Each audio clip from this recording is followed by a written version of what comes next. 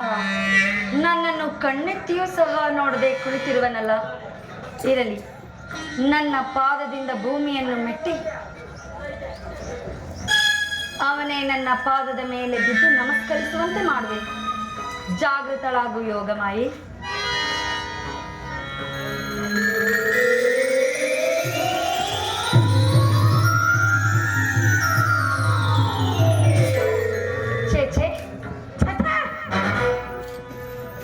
ದುರ್ಯೋಧನ, ಭರತಕುಲ ಚಕ್ರವರ್ತಿ ಆದ ನೀನು ನನಗೆ ನಮಸ್ಕರಿಸುವಂತಾಯ್ತಲ್ಲ.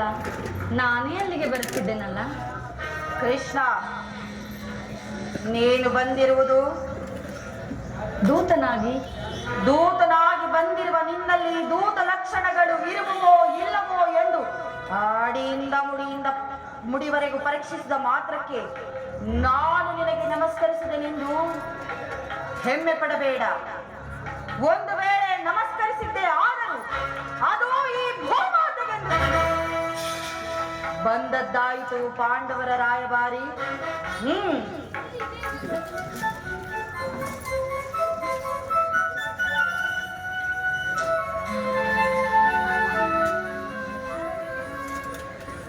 ಕೃಷ್ಣ, ನಿನಗೆ ಗೋಪಿಕಾ ಸ್ತ್ರೀಯರ ನರ್ತನವೆಂದರೆ ಬಹುಪ್ರಿಯವಲ್ಲವೇ? ಇದ್ದರೂ ಇರಬಹುದು ಏನೋ ಇದ್ದೇನೆ.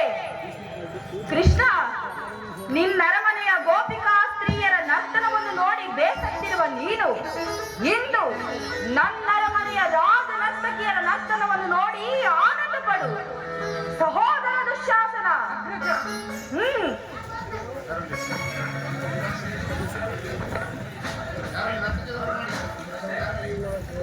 ಯಾರಲ್ಲಿ ನರ್ತಕಿಯರು ಬರಮಾಡಿ.